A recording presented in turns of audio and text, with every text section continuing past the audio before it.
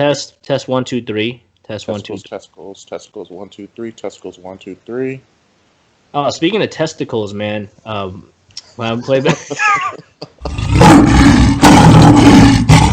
Welcome to the Lion's Den. Let's go. Let's go.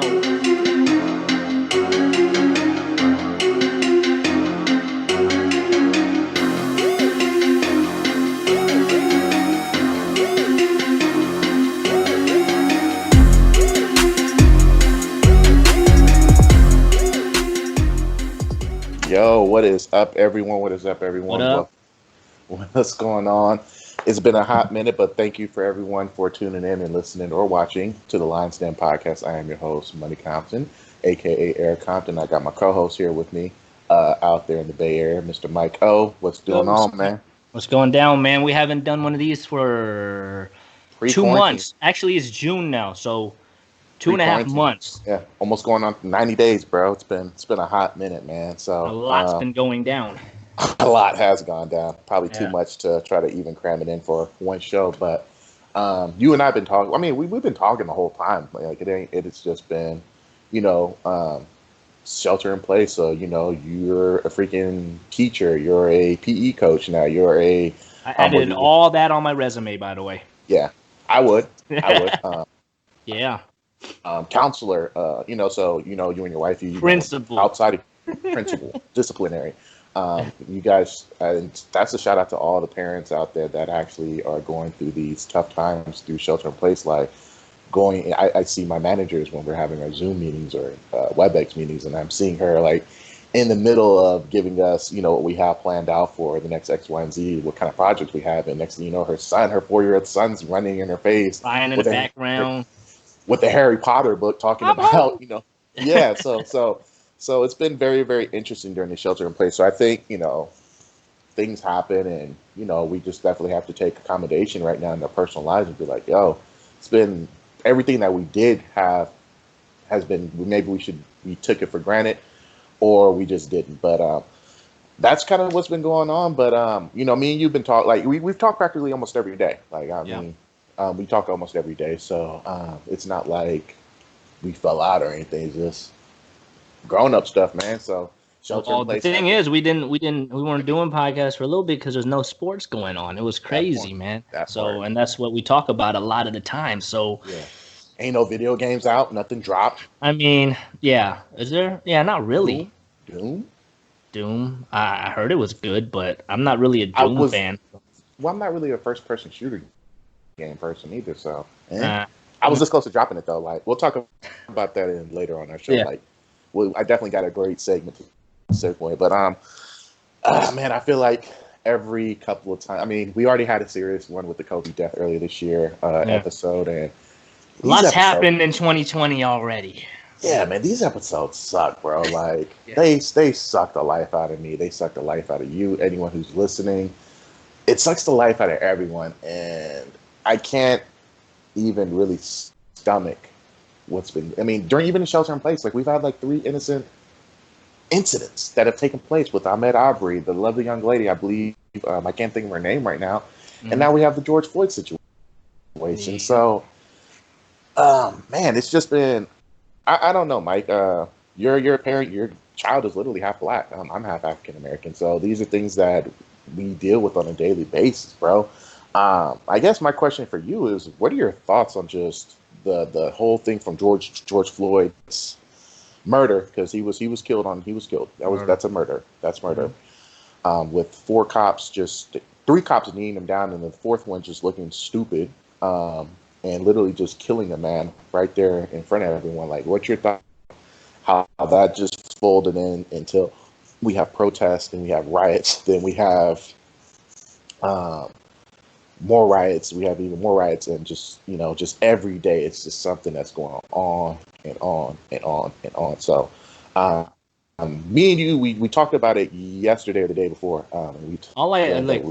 First thing, man, for anybody that doesn't see this as a murder and doesn't see something wrong with it, something wrong with you, man. Like, it's so crazy like especially on social media, man. And I live in like the suburbs, kind of country, honestly. So it's a mixed bag here. Like there was they did some, they announced yesterday, hey, we're gonna do a peaceful protest downtown and on Nextdoor. So it's like I don't know if you're familiar with Nextdoor, but it's like a neighborhood app, right? Yeah, I know what you're talking about. Yeah. So she posted up just saying, hey, we're gonna have a peaceful protest. We're not doing any looting, nothing crazy. We're trying to make a positive message, right? And dude, there's so many people that just goes, oh, it's time to get the guns out. I mean, there's some crazy comments like, oh, I didn't know it was gonna happen out here. I'm like, see, these people like, they don't get it. Like the same people that say, like our homie Yui, he posted up this thing, he retweeted where I think it's like this European journalist, and he says, I'm not racist, I'm not sexist.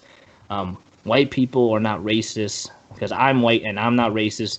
We fought the Nazis, we free slaves, and we allow women to vote. And I'm like, what the hell? What does that have to do with anything? And first of all, you guys, you got like he'll take credit for freeing the slaves, right? For allowing women to vote, but they're the reason why women couldn't vote to begin with. Why there was slavery to begin with. So it's just crazy, man. Like when you think about what happened, like you gotta feel sympathy, right? I mean, for people that just go, oh, well, we don't know the whole story. It don't matter. It don't matter though. You've seen what happened. Like, it's not right. So it's crazy to see how many people still think like, or try to justify it. You know what I'm saying? Like, it's just crazy. It's not even necessarily justifying. It's that they don't either. They're A, ignorant to it. B, they're just immune to. Well, they're immune to it. Or C, they're just. I mean, I just don't know. Like, what would like? Let's just take race and color and religion out of the whole situation.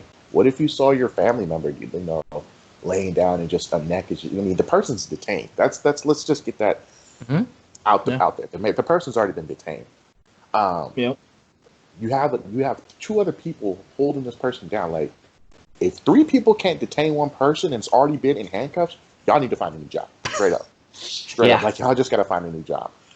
For me, it's different, man. Like, I don't know if I told you this, but I lived in the same town as Ahmed Aubrey, so I met the young man. I knew him. Not going to say knew him, but I met him before, and I knew who the kid was. So seemed like a cool dude. No problems or anything like that. So the cool part about it is I was just getting over that. And then I wake up Monday morning, last Monday, and I just see my timeline flooded with just this George Floyd case. And I was just like, huh? Like, wait, what? And so I'm thinking the whole time, actually, Mike, that this is like a continuation from the Ahmed Aubrey case. And then I'm like, wait a minute. This is something completely brand new?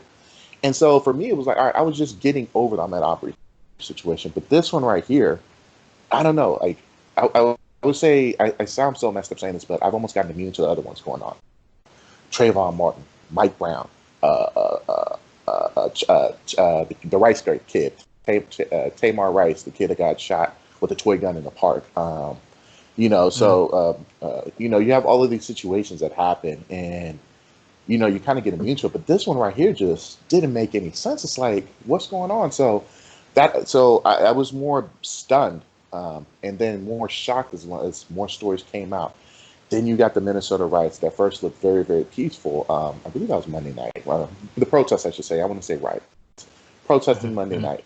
And every day it gets, people get louder and louder and louder and louder. And I'm thinking in my head, why in the blue hell aren't these cops arrested? Like, why weren't they arrested Monday? How long did it take? It took a long time. I think it was 4 days. Friday. I think Thursday or Friday. Yeah. Friday's when they got arrested. Yeah. So you're telling me Monday nothing happens, Tuesday no police, nothing happens? I mean, come on now. The only thing that happened was the cops got fired, which means that now they can't use the defense attorneys of the police. But I'm pretty sure some grand wizard in their local Minnesota chapter of St. Paul is going to go ahead and represent them, and they're going to be able to find the cleanest lawyer defense team that money can buy, and they're going to figure this part out. But I say this thing that I'm like, every day something's going, like, it's just a snowball effect where it's just more and more and more, and we're missing the root causes that police are supposed to enforce the law, not take the law into their own hands. And just kill people left and right like it's nobody's business. And anybody who can't see the big picture about what's going on, you're part of the problem. It's not Yeah. even that you're ignorant. You are the problem, that you can't see that an innocent black man who was actually in Minnesota to become a minister. You Mm-hmm. know, a lot of people don't know that. He came from Texas. He moved out to Minnesota there because he was actually going to school to become a minister. This dude he wasn't a dirty guy. He didn't have any criminal past. Allegedly, the whole thing is that he forged a check, which I don't even understand like how that's even being done, even 2020. Like, who's stealing checkbooks? Like, I don't even own a checkbook, so I I don't mean, either. Well, I have one, but it's from like 4 years ago. Haven't used it I don't yet. own a check. Yeah. Yeah, I don't own checks. So I mean, I'm just gonna go on a limb and say if someone say, you know, you got to, it's a not a thought out crime, but I mean that some crimes that you really don't hear about no more in 2020 is that, you know, you're out here. So you have that. You have that the crime. So I always got. I've been able to say this so many times on my social media platform is if they would have just arrested the cops Monday after they fired the cops, I honestly think a lot of this looting, rioting, what marches probably still happen, yeah, but I don't think it had got to the magnitude that we're in right now. Mm. So my heart goes out to anybody who's gotten detained, arrested, the family of George Floyd, the family of all these other people that have to sit here and relive the you know, this PTSD is something that haunts them. I'm pretty sure Tavon Martin's family's going through this right now. They're like, oh no, not again. Mm-hmm. Mike Brown, same thing with them. Tamar Rice, same, like all of these families. I feel for them so bad because they have to relive it every time a senseless crime goes on national news. And I'm gonna go on a limb right now and just say our leadership has to change immediately. I don't care if you're left wing, right wing. I don't care if you're red or you're blue. The leadership has to change immediately.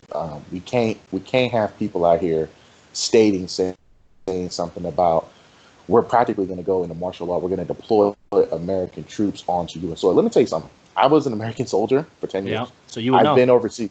I've been overseas, bro. Mm-hmm. I don't know. I've been on thousands of missions. Well, not thousands, hundreds of missions where Yeah. I'm pretty sure I couldn't just get out my truck and just start spraying, just detaining the Iraqi or detaining the Afghanistan kid because they fit the description of the Taliban. Okay. I've had AK-47s pointed at me when I was with children pointing at AK-47s. Does that mean that I can go ahead and mow them down? No. So here's the point that I'm getting to. I've seen kids, or I've seen other people in different countries of the enemy, quote unquote, that have more rights than black people do. So if I were to shoot an Iraqi person that had an AK-47 and I would just say they fit the description, my life was in danger, I would be in jail right now. Let alone a cop can do the same thing to a 10-year-old kid who had a toy gun in Ohio and he's dead and he gets fired. The worst thing that happens is he goes to trial, he's found innocent, he gets to work at the next county over. Think about that, ladies and gentlemen. People overseas of the enemy of a war have more rights than black and brown people. I want y'all to just think about that.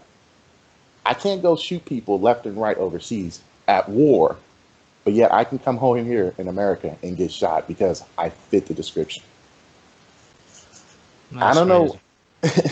I don't know what kind of world we're living in, but I just want everyone to kind of just think about that. And if you can't wrap your mind around that, then you can't understand why people are so tired, because this has been going on for over 400 years, since slavery days. And if people can't figure that part out, then you're part of the problem. So, I don't know, man. I guess my next question would be is, you know, for you, you know, what do you tell Jeremy? You know, you're a father. You know, you're a father of a half black kid, and unfortunately, he's going to be seen as a black kid, no matter how Asian.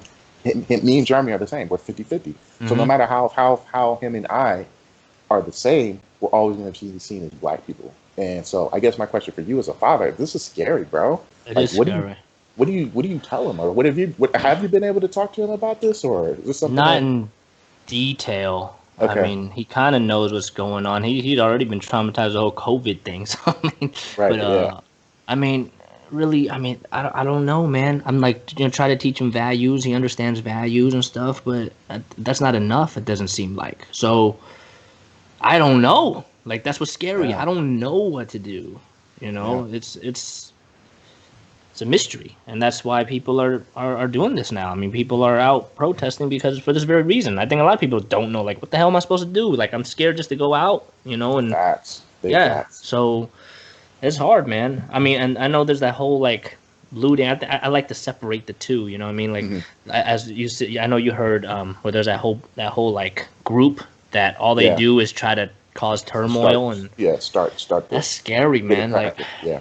yeah. But see, at the same initially, I was like, the looting. I didn't like it. I didn't agree with it. Right? Like the peacefulness, peaceful protest, awesome. But then like when it came to looting, like, man, like literally in Walnut Creek, 2 blocks from my office, there's a Best Buy there, and they got messed up. But then I was like, in my head, I'm like, honestly, it's bad. I don't agree with it, but if I had all this pent up frustration, like, I don't blame them, and you can, and also, man, the COVID thing, man, like, that's already frustrating enough, and you have all this pent up frustration. It's just terrible timing too. Like, I mean, there's gonna elements. yeah, a lot of different elements involved. So, like initially, like, I'm not even mad at it. Like, I actually can kind of understand, like, man, if I'm so frustrated, I don't know what else to do. Yeah. I have no idea what else to do.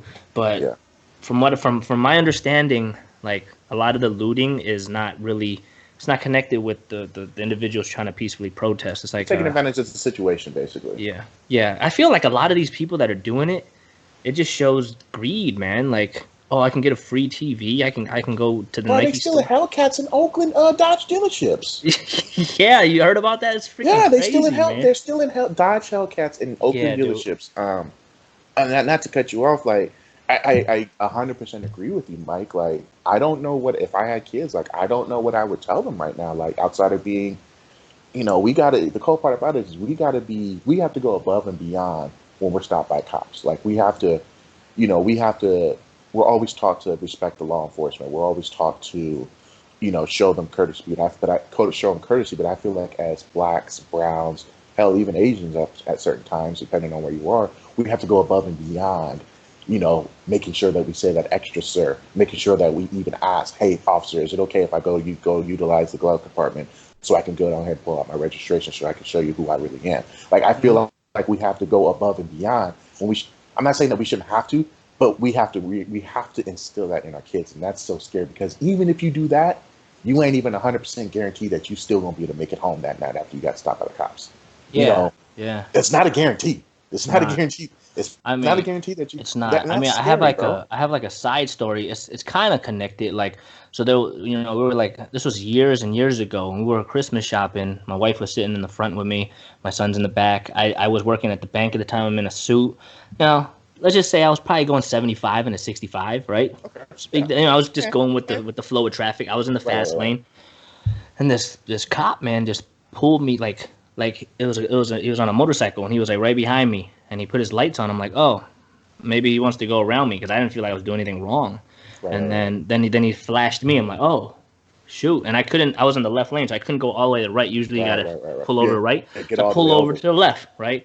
And then, bro, it was scary, man. Like, he came up, and I looked through my rearview mirror, and his hand's on his pistol, right? Yeah. All I was doing was going 75. That's it, right? Yeah. And then he goes, put your hand on the wheel. And I had my hands like this. Yeah. And I said, they are, sir. And no, put your hands on the wheel. I'm like, they are.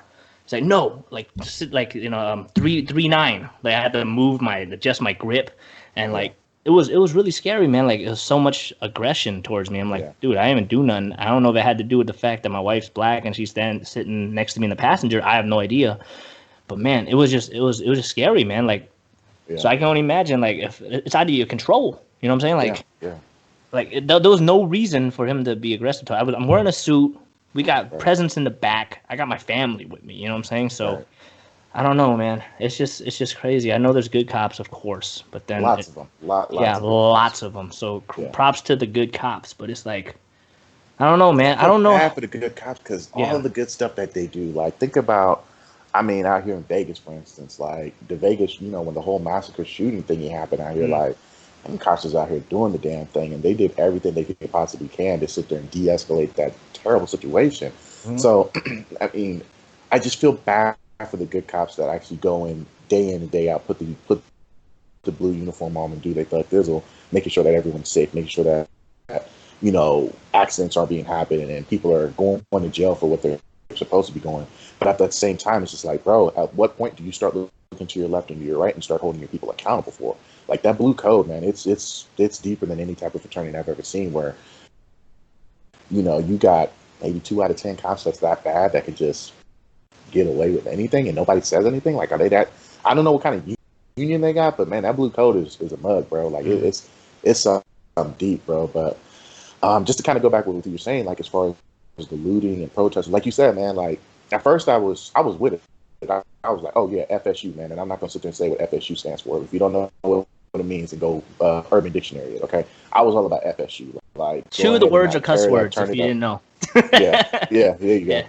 So, so I was like, yeah, I'm with it. Like, I'm tired of the we shall overcome. I'm tired of marching and sitting there trying to be peaceful. Nah, we need to hit these people in the mouth. And I got to thinking, when I started seeing stories about mom and pop shops getting hit up, I was like, man, I don't know about that part. But then when I saw like Targets and stuff being looted, and Minneapolis happens to be the headquarters of Target, that's where their headquarters is based. I was like, okay, maybe there's some 1 and 1 didn't add it up. I'm pretty sure if the Target CEO said something about it, Target actually made a statement saying, they 100% agree with the protests and they wasn't even tripping off of it. No, and for the safety of their employees, they're gonna like shut down a lot of stores, but continue to pay them. So I'm like, wow, that's a really good look. That's really. They were cool. gonna move all of those employees, and if they weren't able to move from this one neighborhood that they've been working at to the other store, that they were still gonna pay them no matter what. So yeah, I mean, my thing was if Target CEO would have came out Monday afternoon and was like, yo, we need to go ahead and get these boys locked up, I guarantee you it would have happened.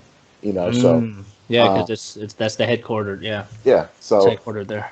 So so at first I was like, nah, man, we need to go ahead and just tear down everything that you can tear down. But when I started seeing the mom and pop shop, I was like, man, I don't know how I feel about it. But like you said, at what point, it's like a baby or it's like a child that needs attention. They sit there and tap on you. I was like, all right, cool, man, go sit down and keep playing with your toys. Like it's gonna be all right.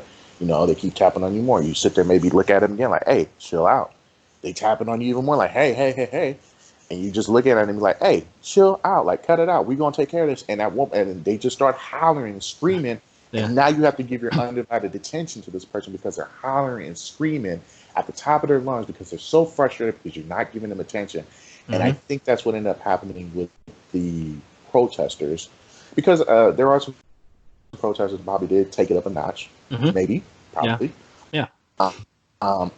Maybe all of them, but there's probably a small group of them who's like, hey man, bump all that Martin Luther King stuff. We're gonna hit with the Malcolm X by any means necessary tactic. It's just FSU. And so when I saw them take down the 3rd precinct of the police station, I was like, you know what? Sometimes you gotta hit the bully in the mouth. And at that point, if you're gonna start tearing down police stations, city halls, city government buildings, hey, I'm like, you get a round of applause from me because now you're going to the bully and hitting him directly in the mouth. And you saw as soon as they sat there and burned that police station down, they arrested the boy. They arrested the main cop the very next day. Yeah. So it's like, okay. It took all of that for you to literally arrest someone because they burnt down your house. Imagine what happened to all of the black people down in the South whose houses got burnt down, who's had burning crosses in their yards. Now you see what frustrations happen. Mm-hmm. And so I'm not agreeing with the loot. I'm not even gonna say looting. Tearing stuff up, breaking down buildings and things FSU. Like that. FSU. I'm not with the FSU part, but I understand it. Yeah. And I think now that we're at day 7, we're at day 7 of protesting. Friday. I was out in Vegas, and I just happened to be in the area where they were protesting, and for the most part, it was cool. Mm-hmm. Like wasn't nothing going on. It was chanting whatever they wanted to chant. So the respect is there. The agenda is there. There's people that are out there trying to make a difference. I'm cool with it. The guys are now locked up. Now, my question is why the other 3 cops are not locked up? And if that's what you want to keep protesting about, I'm with it. Mm-hmm. I'm with it. I'm with the business. Why is it only 3rd-degree murder and manslaughter where basically this guy can only get off at, I want to say it's like going to be like 25 years max, but more than likely, if convicted, he's probably only going to do 8 to 10, and probably with him being a cop, he'll probably get with time served, maybe a year. If not, he'll probably just get out of probation. So, and history shows that a lot of these type of cases, a lot of times they're going to be found not guilty anyways. I don't care if the Minnesota Attorney General is in charge of it, which they say he is. I don't care if the U.S. Attorney General is in charge. I don't care if they dig Johnny Cochran out of the grave and try to sit there and prosecute this man.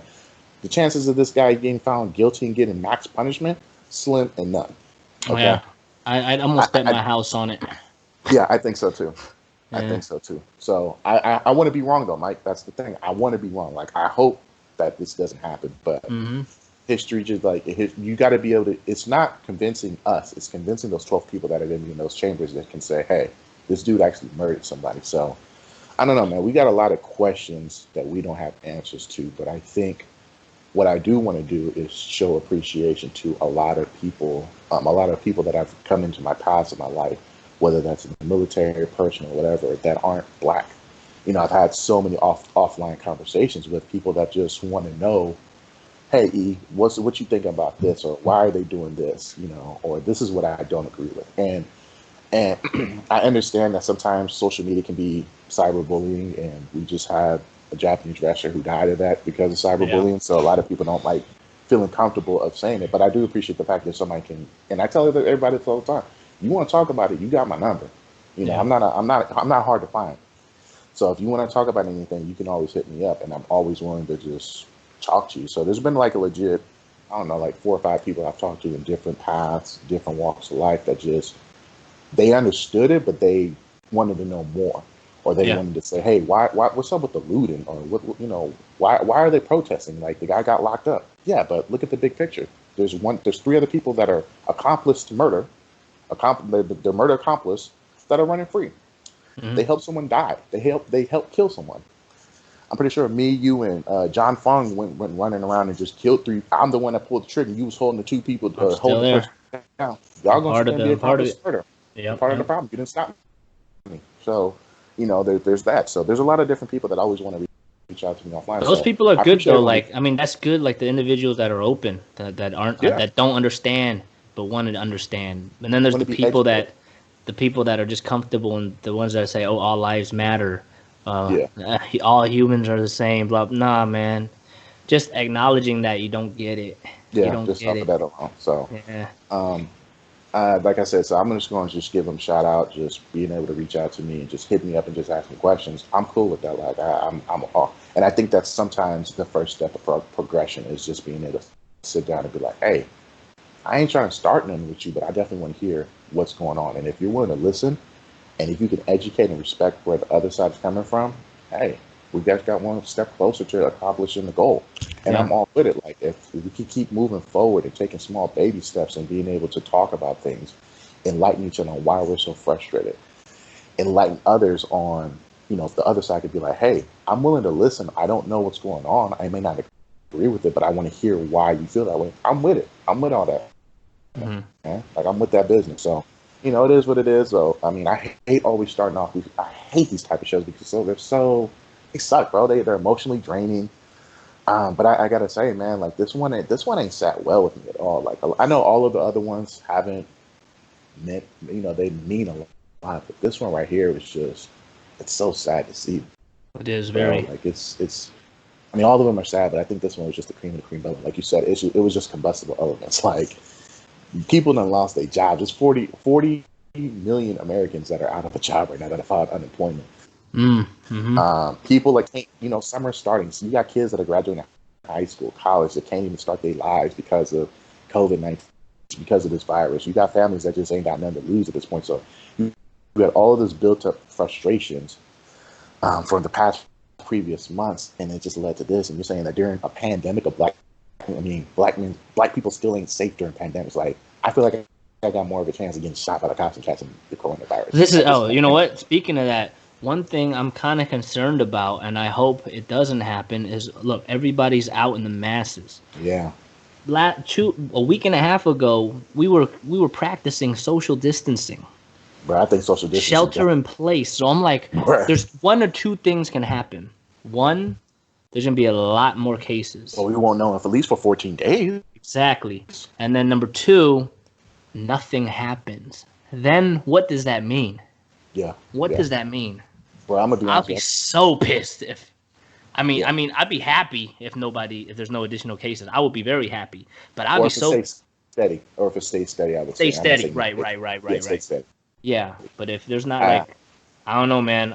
I question everything. You know, like I always question Yeah, everything. yeah, But of course, I'm not yeah. gonna like. I'm not like.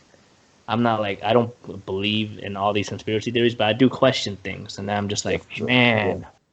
what would happen if it stays at a steady pace in terms of the cases? If it stays at a Dude, steady pace, bro. But I always say this, like, I think after the last 7 days, ain't no such thing as shelter in place. I'm like, that's out out the the window. door, bro. But the cold part about it, I was like, man, the longer this keeps happening, like the longer the shelter in place is going to take place, people are going to get frustrated, people are going to get over it, and I kept saying it. I think I even told it to you, but I didn't think it.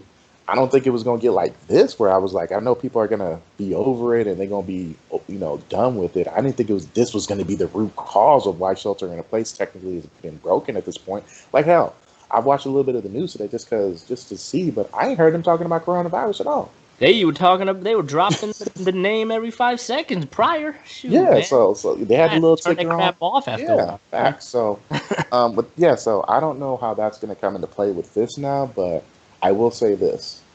Y'all think this is bad now?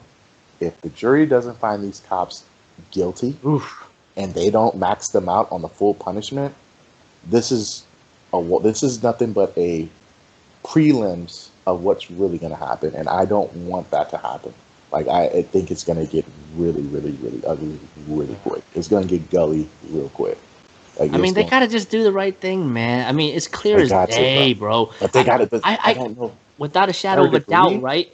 Yeah. I mean, Without it has to be reasonable proven cause. guilty without. Yeah, dude. There's what? Yeah. What can? I mean, I guess dude can have a really good lawyer, but I'm just saying, man. Like, Yeah. it's clear as day, man. Hey, Gotta be, there's right? nothing right about that. Nothing. Yeah, so, but I mean, we got history that shows that we've had clear as day Yeah, I know. cases, and they ain't stick to the wall. So that being said, man, I think we're gonna switch it up. We're gonna try to ease the mood. You know what I want to talk about real quick, actually?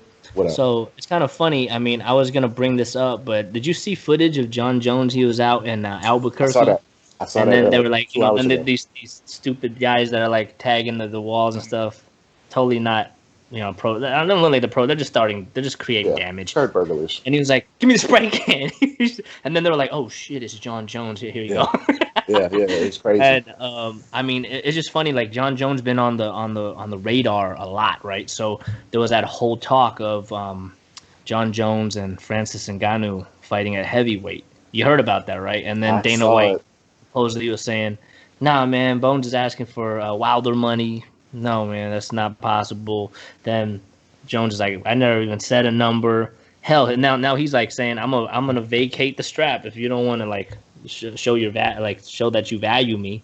Is he the heavyweight champ? I know he's I know he's 205 champ, but is he? He was his heavyweight first. champion. So here. You want to hear a funny thing? So John Jones always hinted at, "Hey, I'm gonna go to heavyweight," right? He always wanted to go to heavyweight. It's always been in the talks because he's done everything at light heavyweight, beat everybody, cleared the whole division. Right. So it's funny because he was like, "Hey, you know what?" Even when he beat DC? Even when he beat DC, those were all at light heavyweight? Light heavyweight. Okay, Light heavyweight. okay.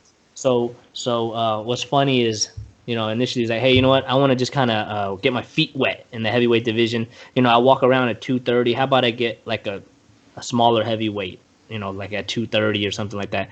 But what's funny is when it's been entertained, the only two people that John Jones ever discussed fighting at heavyweight was Brock Lesnar and Francis Ngannou, the two biggest mofos in the heavyweight division. But going straight at the top, bro. Yeah, but I don't know, man. It's just crazy. I don't know what. Yeah, I saw a video of Francis. What's his name? Ngannou. Francis Ngannou and this boxing cat named Ryan Garcia. Ryan Garcia, yeah. So Ryan Garcia's got all these YouTube videos where he's out here just, he's got some fast hands, but in a great way. I'm not sold on him as a boxing fan. Like, boards don't hit back, to quote Bruce Lee. Uh-huh. Like, he's got the YouTube videos of him just with his hands. So So Francis Ngannou's actually got the body joint, the bodysuit. Yeah. And Ryan Garcia's just laying body shots, hooks left and right, and Francis Ngannou's just like, what up? Nothing.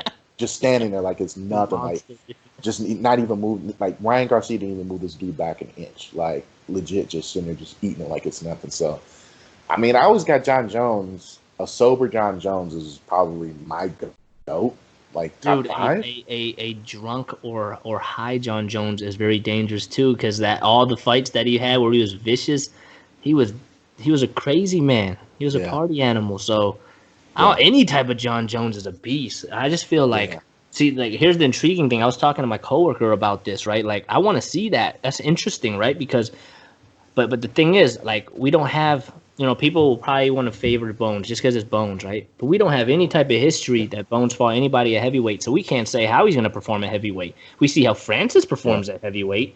He doesn't have the best technique in the world, but it's a one-hit quitter, and That you dude is scary. That done. dude is scary, bro. Even Yeah, DC said that he doesn't want that smoke. Like he said on TV, he's he like, was I don't joking want to though. face that. You know what? I don't No, know. he's joking. He He said he was probably joking. is, but even then, Dude, like, the DC can beat him. DC has a good chance of beating him, and there's proof because he's fought at heavyweight. He's fought at light heavyweight. He fought Rumble, who is the equivalent of Francis Ngannou at light heavyweight with the power. He took the hit and he choked him out twice. So if it's, I mean, John Jones probably could beat him. I'm not that confident in it. I'd be more confident in DC beating him. Even I don't know if DC can beat him. But the thing is, Francis swings wild. All it takes is a double leg, and you're yeah, down. And look what happened when Stipe took him down. yeah, So yeah. it's just interesting, and I want to see because, dude, everybody that Bones fights, I mean, and I understand Bones' frustration because he's like, I want to make money, but all these contenders, nobody knows Hey, them, Bootsy, nobody bro. cares, He's right? got to Nobody go cares. for the head, like you said. He's got to go for the Brock Lesnar. He's got to go to Francis Ngannou because like everyone that he's beaten. I mean, they don't even stand a chance. Like They don't, man. He doesn't even it's try not half even the time, fair. It's not even fair that the people they're putting in front of him because it's like, all right, bro, you got to change. Always got that one chance, but Yeah, always a chance, but I mean, he's done everything. I mean, at this point, he's probably going to have to move up to heavyweights, and even if he takes L's, it's still an admirable look to say, hey, I've literally just been conquering the light heavyweight for the last 10 years, probably 10 plus years, right? yeah, he's been in it for a while now. Ten Yeah, plus years. I mean, ain't nobody came close to him except for Gustafson. he's 33, so yeah, about 10 years. Yeah, Yeah, so 10 years at I 205. share the same birthday with Bones to the year. Yeah, he's the same age as us. So Yeah, July I mean, 19th, 1987, my birthday as well. So, and I yeah, don't really like him that much, but it's cool. I respect him though. But it's an so interesting fight. But yeah, what do you I feel just about that though? I mean, UFC fighters are. I mean, they're famously known or infamously known, how whatever term you want to use, for being underpaid, right? So I don't know if it's all just being underpaid. Like I mean, boxers get paid a lot, but boxing's been around for so much longer. But I do feel like they probably can pay the boys a little more, man. Like this last weekend, that fight card, Woodley got paid yeah. the most. He got paid like 200,000. There's some fighters on there that got paid like 17,000, $20,000. Dude, you got to pay for Well, your training. You got to pay for your nutrition. I mean, diet, strength and conditioning coach, your yeah, team, man, all of that stuff, you're not getting memberships. paid anything. That's the $1 million question. So, like, one thing that helps boxing and hurts boxing is the different promotions. So, you got Bob Arum Promotions, you got Golden Boy, you got Mayweather Promotions, you got PBC, Premier Boxing Champion, Premier Boxing Champions or Championship, whatever they're called. You got Top Rank. Like, you got all of these different fight promotions where you could be like, hey, I'm going to sign Mike O to a 5-year contract, 5 fights, and he's going to make X amount of money. You Let's ain't go. got, like, yeah, sign it down the line. Like, Yeah. like you could be a free agent. Like, you ain't really got that in MMA. Like, you do. Technically, you do. So you got UFC, and you got the other one that's on Bellator. Bellator. One Thank you, Bellator. championship. There's organizations, but there's no like. Right. Then no one's competing with UFC. That's So, the problem. yeah. So Bellator, and me and you, like, this is where you and I differ, is like, I always feel like Bellator is just a whole bunch of UFC rejects. Like, it's either the farm system for UFC to start picking out who they want to bring into there, and then it's a whole bunch of people like Benson Henderson. Like, the dude once was the lightweight champion or something like that, Yeah. or so he takes like 3 or 4 L's in UFC. The UFC's like, all right, bro, like, we can't market you no more.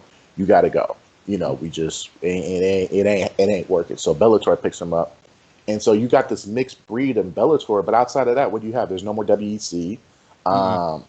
There's no more Strike Force. Nope. So You can kind of say Bellator is a new strike force because it's the same low owner. key, Yeah. kinda. So the problem is that there's not enough promotions, and UFC is it's kind of like the WWE. Where WWE, well, not when you say that WWE, because I feel like AEW is working its way up there. They got the money to do it. Yeah, yeah, and they have the talent, They got and the pocketbooks. But yeah, as far as that goes, it's like, okay, UFC they're the top dog in the whole land, but ain't nobody able to even compete with them. So now UFC gets to call all the shots. So it's like, okay, John Jones, you're saying that you want Deontay Wilder money. All right, we ain't gonna give it to you. What you gonna do? mm, You know what I'm saying? yep. And at that point, John Jones can't be like, well, bump y'all. I'm gonna go down to Bellator. Who he gonna fight? Who's he gonna kill in Yeah, Bellator? the thing is, I think Bellator actually pays their fighters pretty decently.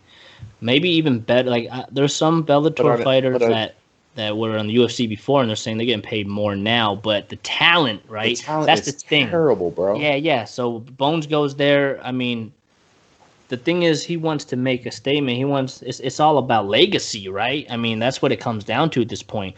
So you go to Bellator. What you I gonna mean, prove? they have some good fighters there, Who's gonna but fight Theodore?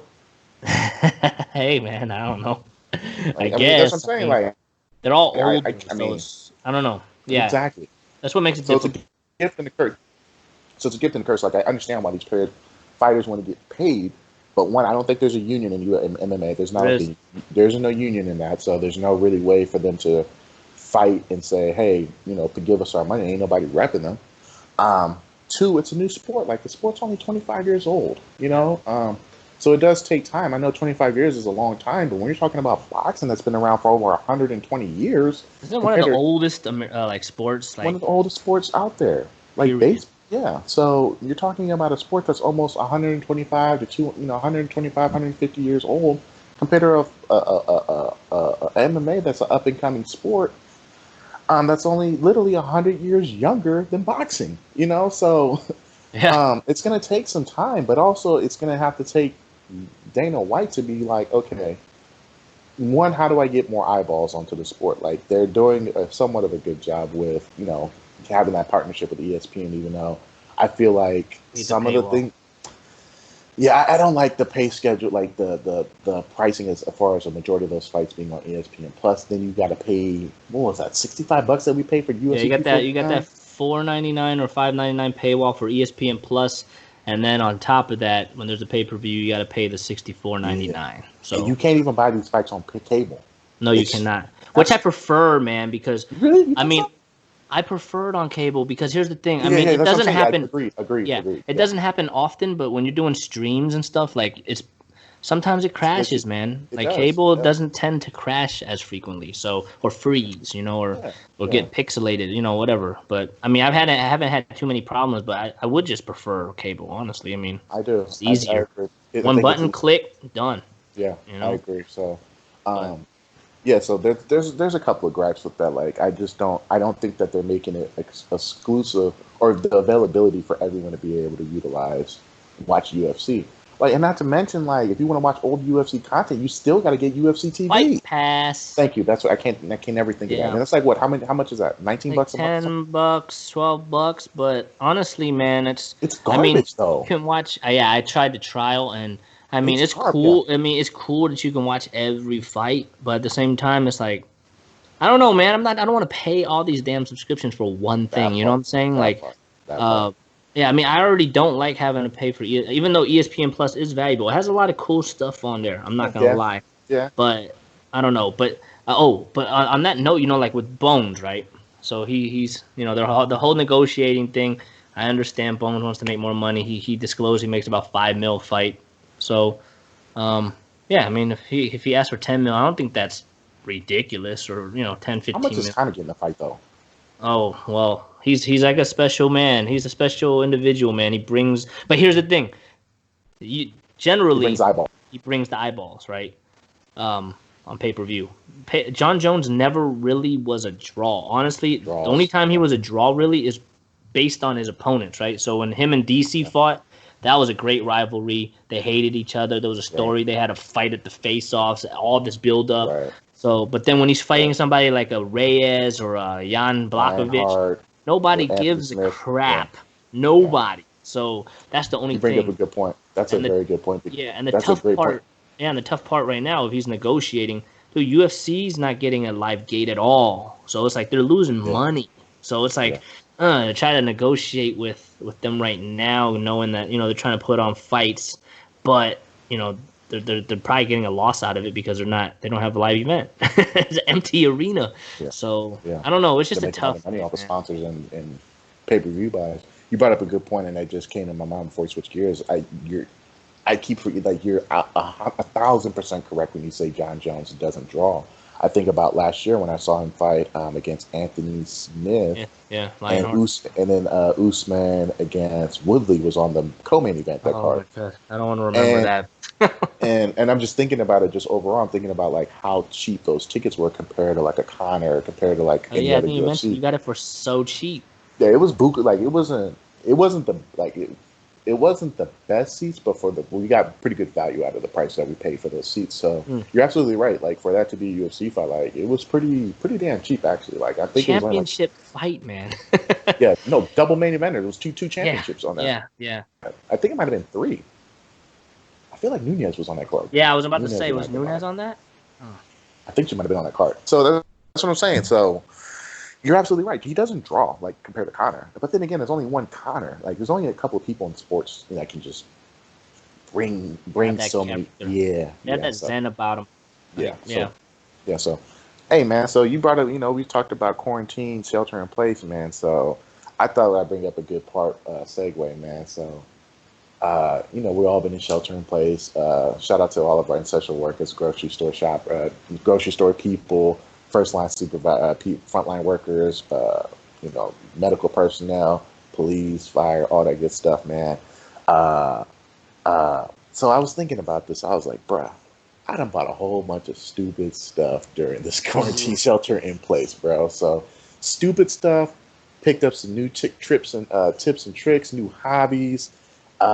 Mike, so let's just say, I'll ask you, man, like, what have you been doing in shelter in place? Because we ain't did a show in like 3 months, so I know it's got to be something that you've been working on or doing, or I bought a gamer PC, but I needed to replace my computer anyways, and I didn't want to buy a new Mac, so I bought a gamer PC. I haven't really used it as much as I thought I would. What is it called? Alienware? Nah, it's a custom build, so someone locally...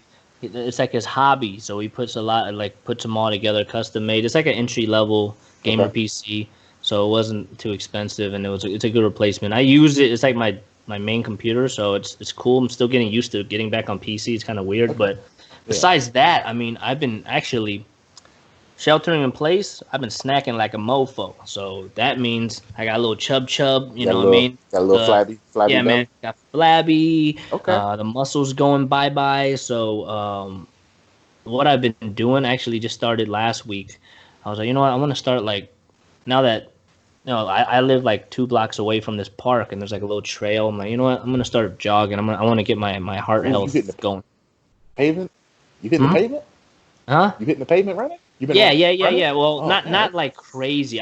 So my coworker, he used to work for a running shoe company, and he used to run a lot. So I was like, dude, I can do these sprints. I'll do sprints, like sprint walk. I can do that for like 10, 15 minutes, and I'm gassed. I'm done. Yeah. He's like, I can't last for I can't do a long run. You know what I mean? He's like, well, this is the thing. You don't have to always run. The thing you got to do is, get your heart rate to a certain, average it out to about 130, 140. So you're not at your max heart rate, but you're at a constant 130, 140. For me, it'd be 130, 140. Okay. So I've been doing that every day.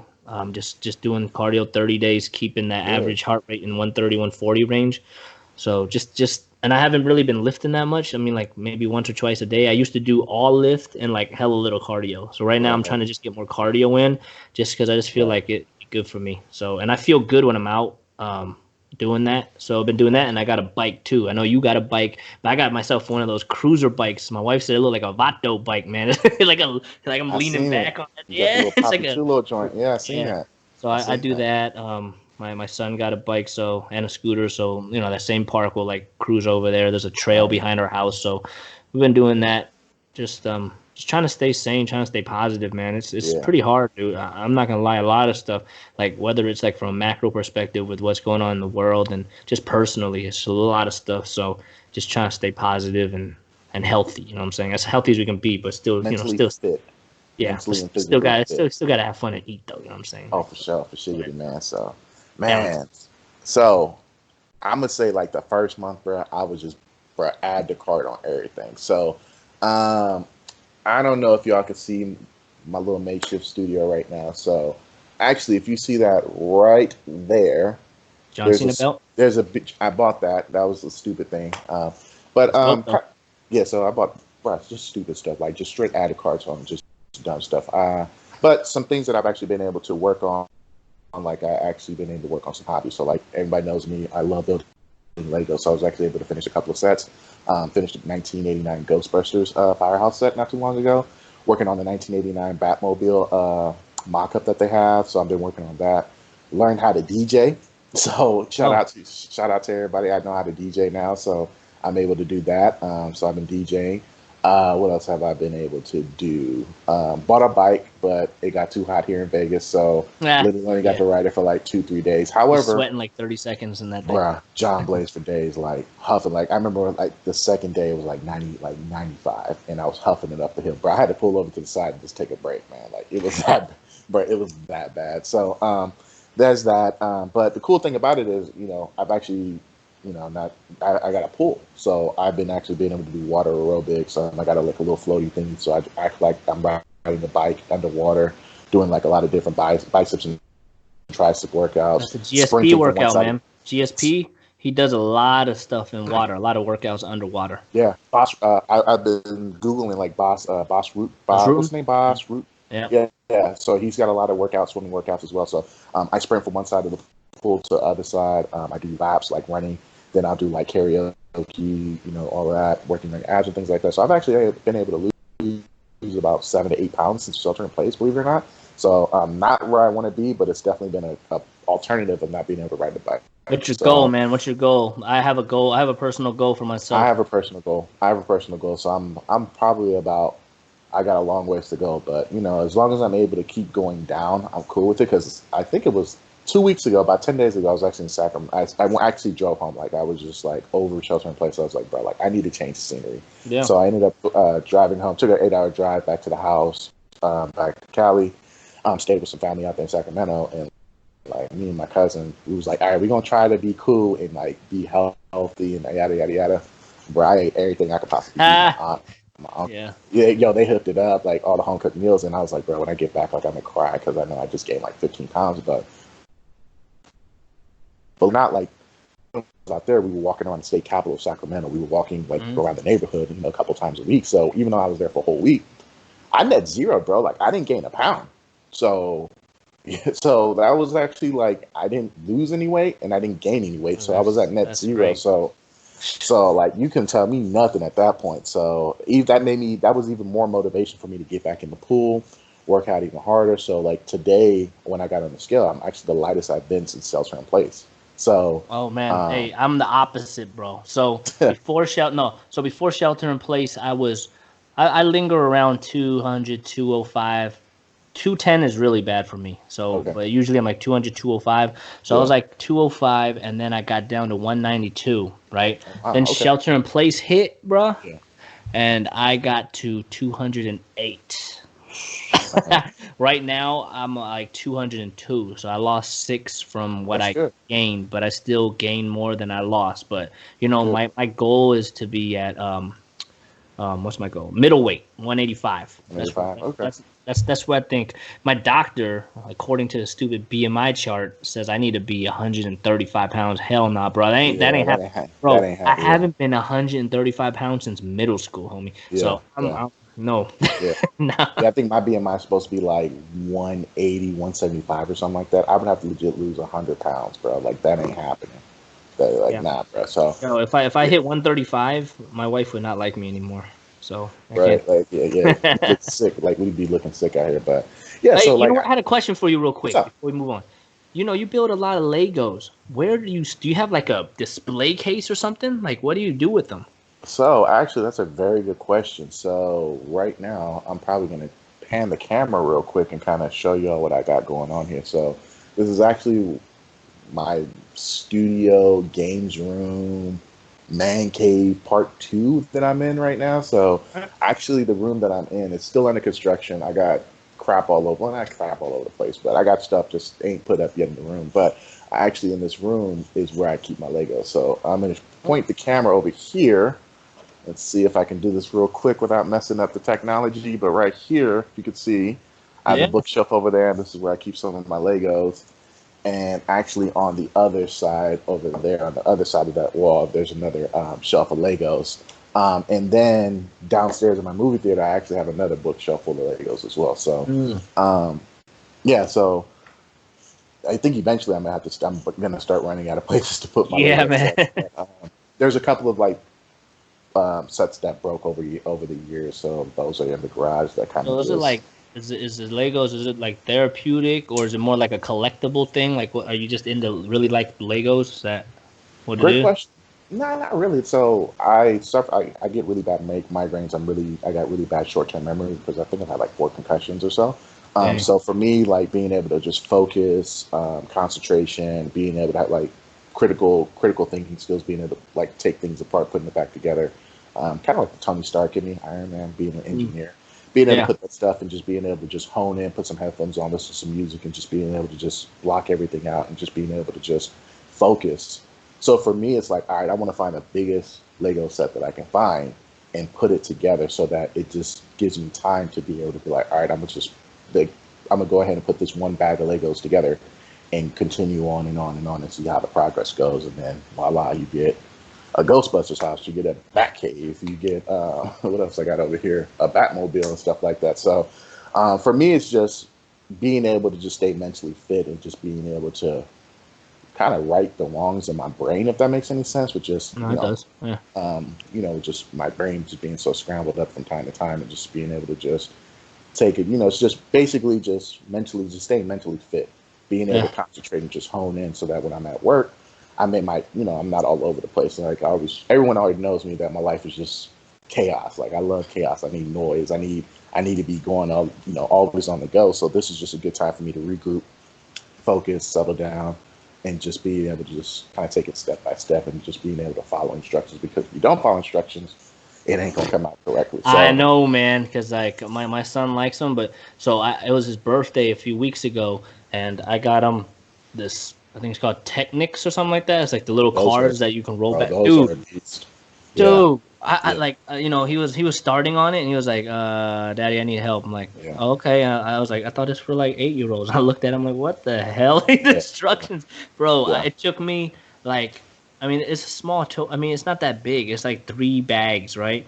So I did like the first bag, and after that, I'm like, dude, I'll finish on the weekend. Weekend came. I didn't finish. Another week passed, and I'm like, you know what? I'm gonna finish it. And while I was doing it, I'm like, man, it's like real tedious. But I can see how it can help you focus, because I'm like, there's so many small parts, and sometimes you got to put these small parts together twice. Sometimes it's like a lot of little things and adding little things. And Lego sets.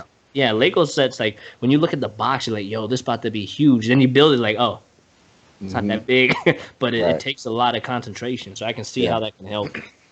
So that's kind of how I've been able to kind of stay sane during shelter in place. But learning to DJ, like being able. What do you use to DJ? So I actually found this app on my iPad called DJ, literally. So basically, it takes all your music and you can just be able to mix it, splice it, speed it up, slow it down. And then you getting D-Nice on me, man? The D-Nice, bro. Yeah, gonna start doing that. I mean, I might. So, and I was this close to probably the stupidest thing I was actually going to buy was probably going to be an actual turntable set. So basically the iPad layout is an actual turntable set. So you split the iPad and it looks like a turntable and you're able to do everything that a turntable does. You basically use your music library and convert it into the DJ. So you can actually cut, splice, switch tracks, all of that stuff, sound effects, all that stuff in there. So I don't know, maybe your boy might be in your next local club. Ain't no telling, It's Vegas. Yeah. So. Yeah, I know, right? Yeah, you're in the center of it. Yeah, so I want everything's open up, but I don't know, man. It's just been, 2020 has been. It's a horrible year, man. I can't think of a worse year, dude. Last year was really bad for me. It was personally. I mean, it was great. Great. Like there was blessings in 2019, but like there was a lot of not so great things too. Yeah. And so I'm like, you know what? I'll look forward to 2020. This was back in like October, November. I was like, yeah, we were talking about. I'm like, man, I can't wait for 2020. Yeah. Boy, am I totally like biting my words. What is it? Not biting my words. Eating your words. Yeah. Eating your words. Eating my words. I'm like, dude, this year is horrible. I don't know. I can't think of a worse year. I mean, just everything, man. Like personally, and then just from a macro level, man, it's been bad. Really bad. I'm thinking about koala bears on fire in Australia. You know, the world was about to literally go at war. Dude, you know, you think it's gonna get there, man? Do you really think it's gonna get really bad? I mean, I don't want to end this podcast on a negative note, but it looks like it's gonna be. I don't see it getting better, dude. It's just, I mean, I hope it does. But first things first is things got to start opening up. Like there's no other answer at that point. I mean, yeah. I'm not. This ain't no political science. This ain't me trying to be political, and this ain't me trying to, try to outsmart science. But I think the longer this takes place, the shelter in place, the longer things are where people aren't able to return back to their lives. Yeah. I think there's going to be more backlash. Like I kept saying, like I think more people are going to get frustrated, more people are going to get tired. But I didn't think it was going to be this magnitude. Yeah. But I'm always trying to think positive, and I think, if anything, this has been able to humbilize a lot of people. The badass kids at school that you were in denial, and they're saying your kid is a good kid in school. You probably found out firsthand that he's probably bad. Yeah. All of the companies that said that, that refused to let their employees work from home because nothing was going to get productively done with people working at home are probably eating their words, because, study shows that more stuff is being done at home than it is actually in a work field. I'm working longer. I mean, there's no commute, man. So yeah, bro. Yeah, and I was like the CEO of my company. He's like, hey, even if states like reopen, we're really not in a rush for you guys to go back in the office. So you'll probably be working at home for a while. Like, and yeah, because they can see like, hey, we are being productive. Like we basically mirrored our system. I mean, not every job has the blessing of that, right? But a lot of jobs do, and I think companies are starting to see that. So that is one. I guess that is a positive coming out of this. Yeah. I mean, I was supposed to take the day before Memorial Day off that Friday, and I'm answering emails. My manager's like, "You're logged in. Like, take your day back. You've been working all day. Like, you might as well just." I said, "Okay."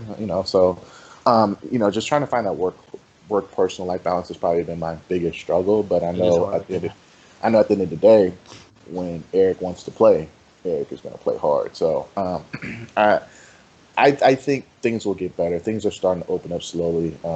Do I agree with some personnel that think that shelter in place should be even longer than what it is now? That's for another show. Do I agree with things we need to take slower precautions? Probably.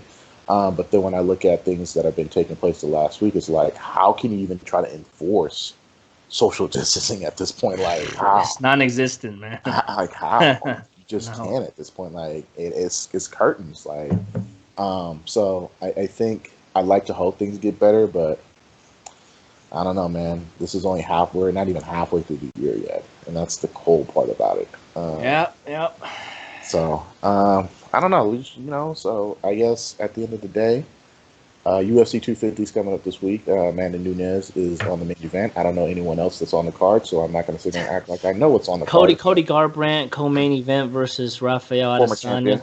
Yeah, that's a good one. That's a good scrap. If he doesn't go in hot-headed and try to slug it out, he'll be fine. That's why he's lost his last few, just getting knocked out because he's just careless. But no, man, I want to say like for UFC to I know a lot of people were skeptical when they started hey, we're gonna have this. I know you were too. And even I was excited myself, but at the same time I was a little bit like, man, is this really gonna work? Right. And man, it's been really smooth, man. They made it work. They have been. So they've been sitting there catching flies with lemons or whatever that old saying is. Wait, WWE though, how have they been doing? I haven't watched. I haven't watched any of it. I haven't watched in Shelter in Place. I watched WrestleMania and I was so embarrassed that you could show that in front of family. That's how bad it was. And then I tried watching Money in the Bank because some friends of mine tried. I didn't even watch that.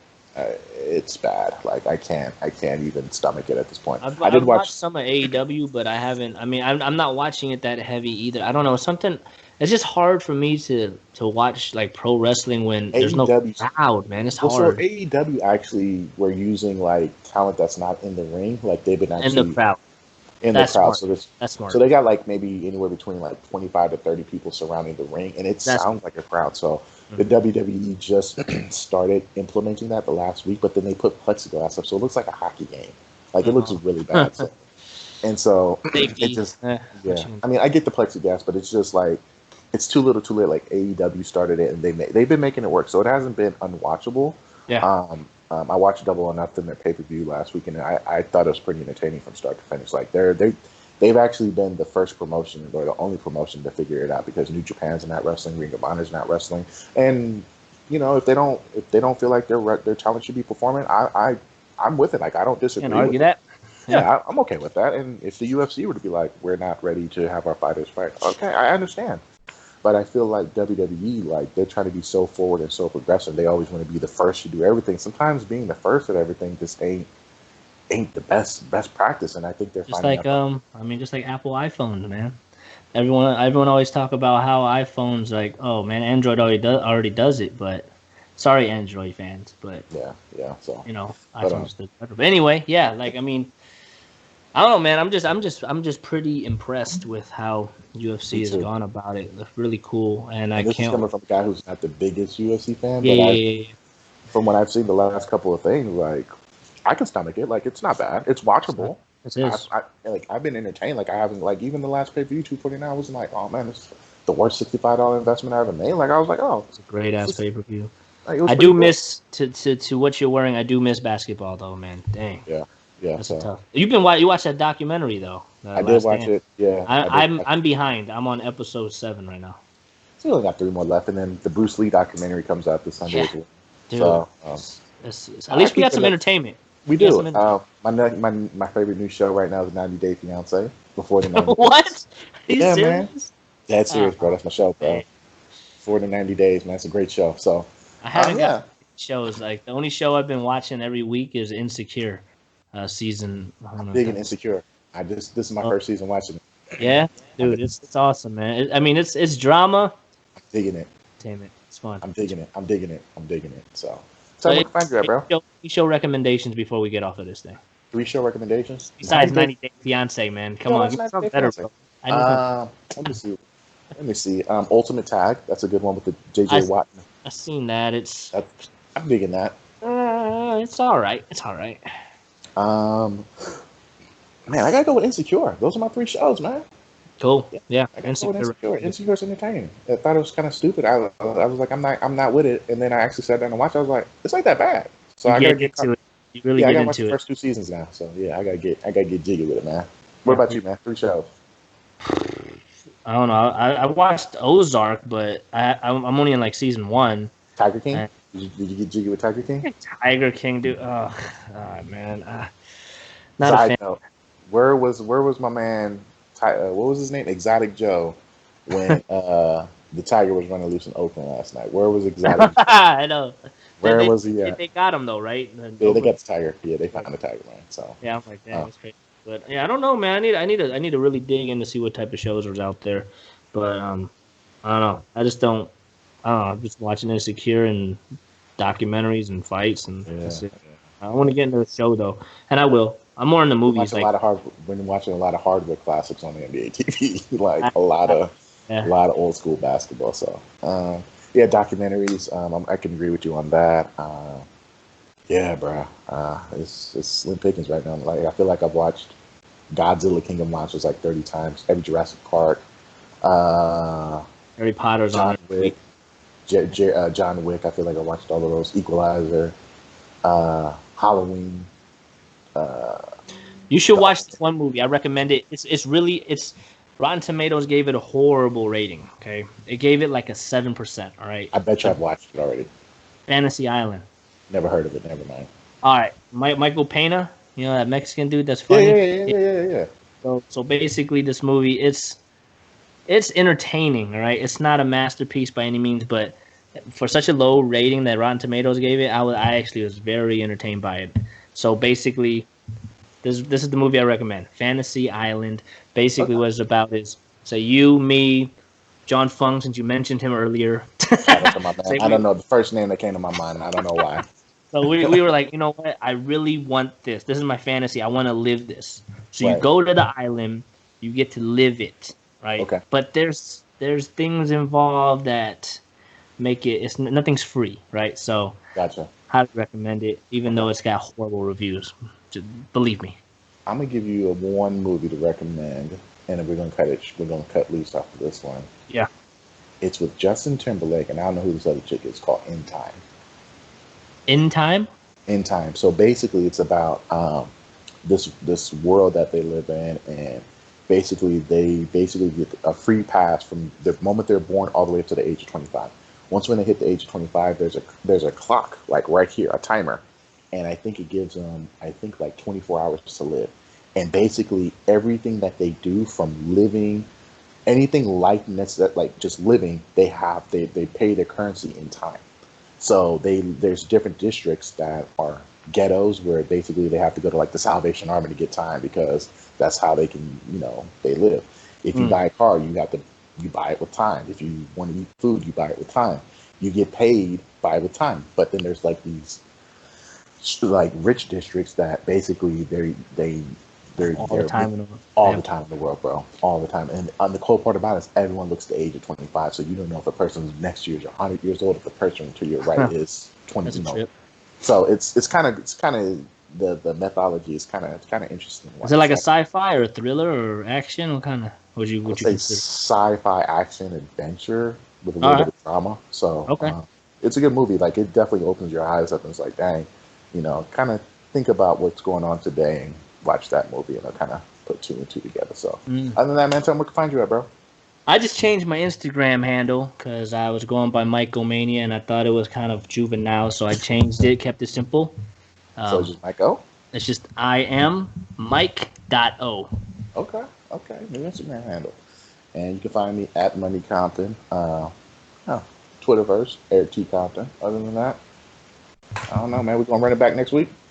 We'll run it back for sure. Let's do it, man. All right, man. Hey, everybody out there that's protesting, be safe. Make sure you know why you're protesting. Have a cause of why you're going out there. So know what you're standing up for, and go out there and practice your rights. All the first line people, medical people, we can't thank you enough. And people at the grocery stores, man. Shout out to all y'all, man. Because man, I love my grocery store workers, man. Because I like to eat, so. And they staying positive, man. It's crazy when I go in there. They have such positive spirits, man. It's great to see. So I can't thank the grocery store workers enough for everything that they're doing. But we're living in some crazy times, man. And don't let your faith get tested in something like this, man. And it's gonna get tested left and right, and you're gonna get hit with some body shots. But at the end of the day, we're gonna prevail. And hopefully the show, I know, start off bleak, and we'll try to throw a couple of enlightening, entertaining moments there. But it's hard to not think about what's going on. And I know everyone is frustrated, angry, confused, stunned. There's a lot of different adjectives that you can use, but the one adjective that I think is just try to be positive and know that one way or another we will figure this out. So other than that, man, if you ain't got nothing, I ain't got nothing, bro. Hey, that was a perfect ending to the podcast. So yeah, other than that, we're good. Deuces, peace, love, out.